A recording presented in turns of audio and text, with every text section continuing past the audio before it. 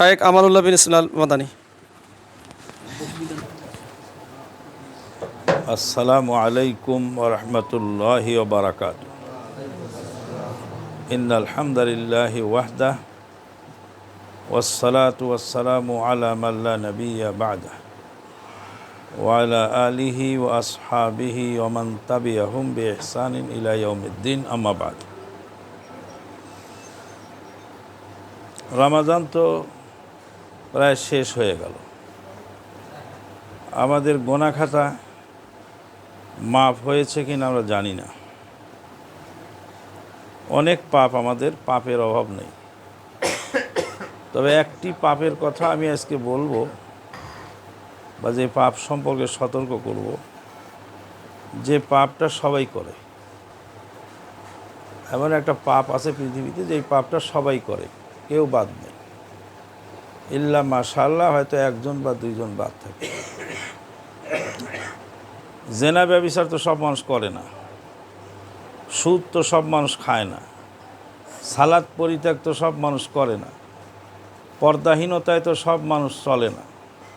দুনিয়াতে যত পাপ আছে কিছু মানুষ করে আর কিছু মানুষ বিরত থাকে।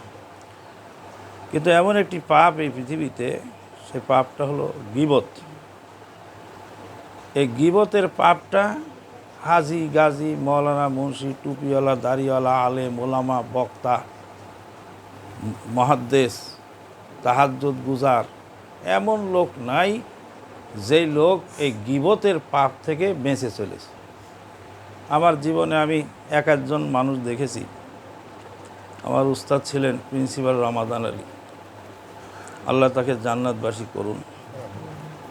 যখনই তার সামনে কেউ কোনো সমালোচনামূলক বা পরনিন্দা চর্চামূলক কথা কেউ বলতেন, তখনই তিনি মুখ দিয়ে এইভাবে ইশারা করতেন, চুপ করো, আর বলতেন আস্তাগফিরুল্লাহ আস্তাগফিরুল্লাহ আস্তাগফিরুল্লাহ। ওনার সাথে যতদিন চলার সুযোগ পেয়েছি ততদিনের মধ্যে শুধু একদিন একজন ব্যক্তি সম্পর্কে উনি একটি কথা বলেছিলেন, আর বাকি জীবনে কোনো দিন কারোর নামে বা কোনো কথা শুনতে দেখি। আমার জীবনে আমি একজন পেলাম, লক্ষ লক্ষ কোটি কোটি মানুষের সাথে আমার চলা। আমি নিজে মাঝে মাঝে ভাবি যে এই পাপ থেকে তো আমিও মুক্ত নই। তাই আজকের এই সংক্ষিপ্ত পরিসরে আমি আমার নিজেকে নসিহত করছি, আমি যদি মারা যাই পাপ নিয়ে, আমার আল্লাহ আমাকে ইচ্ছা করলে ক্ষমা করে দিবে। কিন্তু আমি যে ভাইয়ের গীবত করলাম, যে ভাইয়ের সম্মানহানি করলাম, আমি যার উপরে তহমত দিলাম, অপবাদ দিলাম, সে করেনি আমি তা বলে বেড়ালাম, অথবা করেছে আমি তাকে হেউতুচ্ছ করার জন্য এটা করলাম, এটা তো আল্লাহর কাছে মাফ হবে না, আল্লাহ পাক ক্ষমা করবেন না। আর সে বান্দার কাছে আমার মাফ চাওয়ার সুযোগ যদি না হয়, আর তিনি যদি আমাকে মাফ না করেন, তো হাসরের মাঠে আমার এই কষ্টের নেকিগুলো সব কেটে নিবে। কত কষ্ট হয় নেকি কামাই করতে। সিয়াম রেখে গাড়িতে উঠতে কত কষ্ট, জার্নি করতে কত কষ্ট, সকালবেলা ফজর পড়তে কত কষ্ট।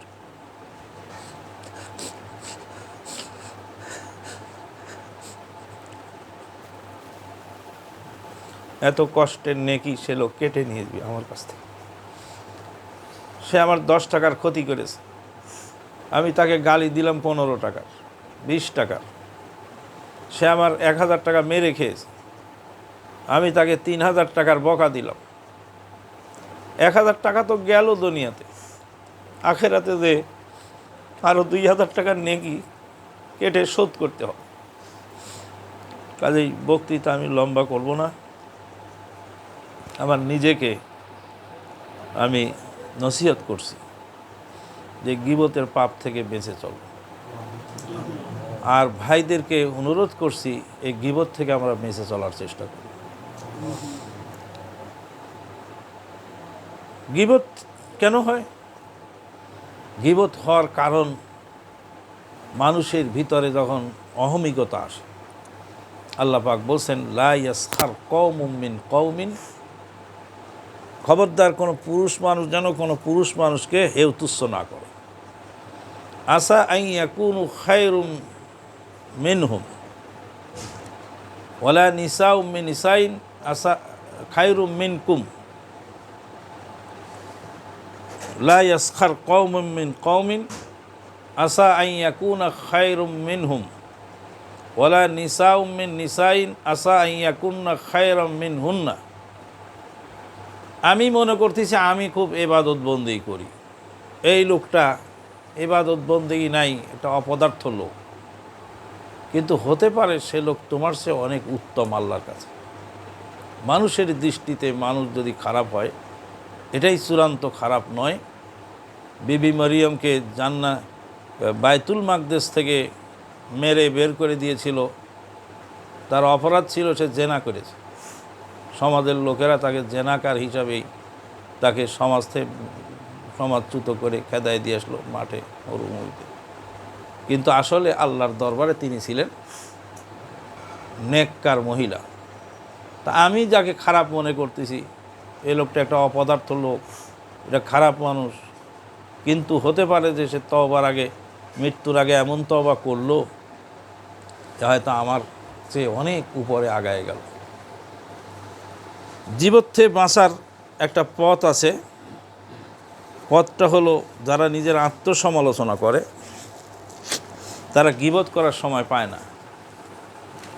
আমার নিজের অপরাধ, নিজের পাপ, নিজের অক্ষমতা, নিজের দুর্বলতা, নিজের ইবাদত বন্দেগীর অক্ষমতা, এইগুলি যদি আমি নিজে আত্মসমালোচনা করি তো অপরের কথা নিয়ে বলার চলার আমার সময়ই নেই। 2 নাম্বার হলো যারা গীবত শোনেন তাদের উচিত জায়গায় স্টপ করে দেওয়া। আজকে আমি আমার ভাইদেরকে পরামর্শ দেব, আমরা যখনই কোথাও বসি আমি যদি গীবত শুরু করে দিই, আপনারা মেহেরবানি করে আমার মুখটা বন্ধ করে বলেন প্লিজ আপনি স্টপ করেন, এটা আমরা শুনতে চাচ্ছি। আর আপনি যদি বলেন গীবত, আমি বলব ভাই প্লিজ গীবত শুনতে চাচ্ছি না, ভালো কিছু থাকলে বলেন, তাতে আমরা এই পাপ থেকে বাঁচতে পারবো। আমরা একবার সৌদি আরবে একটা সমিতি করেছিলাম যে আমরা ভাই বেরাদার যখনই বসবো তখনই এইভাবে একে অপরকে সহযোগিতা করব। শেষ কথা যেটা, সেটা হলো এটা আর একটা পয়েন্ট। আল্লাহ পাক বলছেন আউযু বিল্লাহি মিনাশ শাইতানির রাজিম লিল ফুকারাইল্লাযীনা উহসিরু ফি সাবিলিল্লাহ লা ইয়াস্তাতিউনা দারবান ফিল আরদি ইয়াহসাবুহুমুল জাহিলু আগনিয়া মিনাত তাআফফুফ তারিফুহুম বিসীমাহুম লা ইয়াসআলুনা আন-নাস ইলহাফা।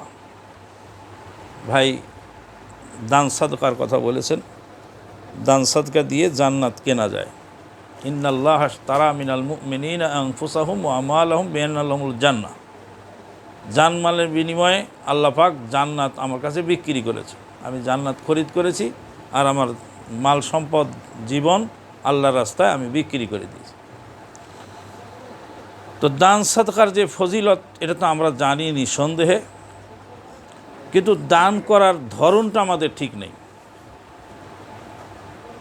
একজন আলেম মানুষ বিশাল এক মসজিদ বানাচ্ছে, সেই মসজিদে 13,000 মুসল্লি একসঙ্গে জামাত পড়বে। ভাই তোমার টাকা তুমি যেখানে ঢালো ঢালো, তোমার ব্যাপার, কিন্তু আমি একজন তোমার হিতাকাঙ্ক্ষী, আমার বলার দরকার আছে। 13,000 মুসল্লি একসঙ্গে সালাত আদায় করবে, এরকম একটা বিশাল মসজিদ তৈরি হচ্ছে বাংলাদেশে। এরকম মসজিদ ইতিপূর্বে আর কেউ করেনি, আর কোনোদিন করবে কিনা সন্দেহ। 13,000 মুসল্লি বাংলার মাটিতে একসঙ্গে সালাত আদায়, তা আপনি আপনার টাকা বস্তা ধরে ওখানে ঢেলে দিলেন। তো 13,000 মুসল্লি সেই মসজিদে হতে 50 বছর, 60 বছর, 100 বছরে ওই জায়গায় 13,000 মুসল্লি হবে কি না আল্লাহ হাকিম সেই জানে। আর এখন আশেপাশে অনেক মসজিদ আছে যে মসজিদে মুসল্লি দাঁড়াবার জায়গা পাচ্ছে না, রাস্তার উপর চাটাই বিছায় দিয়ে সে দাঁড়ায় সালাত আদায় করতে। এখন মানুষ ক্ষুধায় মরে যাচ্ছে, অনাহারে মরে যাচ্ছে, চিকিৎসার টাকা নেই তার। আল্লাহ পাক সেই কথাই বলছেন যে এমন কিছু ফকির আছে যারা আল্লাহর রাস্তায় বন্দী, লা ইয়াস্তাতিউনা দারবান ফিল আরদে, জমিনে চলার ক্ষমতা নেই। সেদিন একজনকে বললাম যে একজন মানুষ অসহায় বিধবা মহিলা অসুস্থ আছে, কয় তাকে আসতে বলেন, তাকে না আসলে যাওয়া যাবে না, তাকে এনে মসজিদের গেটে দাঁড় করান। তো ওই বিধবা মহিলা সে চলতে পারে না, তার চলার সাথে লোক নেই, তাকে আসতে বলতে হবে, সে আসবে, তারপরে তাকে দিতে হবে, তাকে নিয়ে ব্যবসা করতে হবে, তাকে সাথে করে নিয়ে যেতে হবে। কিন্তু আল্লাহ বলছেন যে যারা চলতে পারে না, ইয়াহসাবুহুমুল জাহিলু আগনিয়া, আর জাহিল লোকেরা তাকে ধনী মনে করে, মিনা তাপ ফুকে, কারণ কি তারা মানুষের কাছে লা ইয়াসআলুনা নাসা ইলহাফা, অভাব অনটনে চলে, কিন্তু মানুষের কাছে কোনো কিছু তারা চায় না, মানুষের কাছে চায় না, অভাব অনটনে চলে, এরপরেও মানুষের কাছে চায় না। এরকম যে অসহায় মানুষগুলি মানুষের দ্বারে দ্বারে ঘোরে না, মানুষের কাছে যায় না, এই সমস্ত মানুষ, বিধবা মহিলা, তার ইফতারের কিনা টাকা নেই, আর একজনের ওষুধ কিনে খাওয়ার টাকা নাই, একজন অসহায় মহিলা, তার কোনো ব্যবস্থা নাই, এই যে অবস্থা, এই সমস্ত জায়গায় দান করার জন্য আমরা বিগত দিনে একটা ফান্ড করেছিলাম। সেই ফান্ডের নাম হলো যে সমাজ কল্যাণ ফান্ড। এটা ঢাকাতে আছে, ইমাম সাহেবের নেতৃত্বে চলছে সমাজ কল্যাণ ফান্ড। আর আমার নেতৃত্বে চলছে পাবনাতে একটা ফান্ড, তার নাম হলো পোর ফান্ড। এই পোর ফান্ড এবং সমাজ কল্যাণ ফান্ড, এই দুই ফান্ডের মাধ্যমে আমরা গোপনে গোপনে এই সমস্ত অসহায় মানুষের কাছে আমরা পৌঁছে দিচ্ছি। তারা সমাজে সম্মানিত, তাদেরকে এনে শো করে রাস্তায় দাঁড় করে ভিক্ষে করার মতো সুযোগও নেই, তাদের নামও উল্লেখ করা যায় না। এমনও মানুষ আছে যে এমন সম্মানী যে তার নামও উল্লেখ করা যায় না। এই সমস্ত জায়গায় দান করার জন্য আমাদের ভাইদেরকে আমরা অনুরোধ করি। আল্লাহ পাক আমাদের এই দান কবুল করুন এবং সঠিক জায়গায় দান পৌঁছাবার তৌফিক দান করুন। আল্লাহুম্মা আমিন। বৈঠকি দান যারা দিয়েছেন, যারা দেননি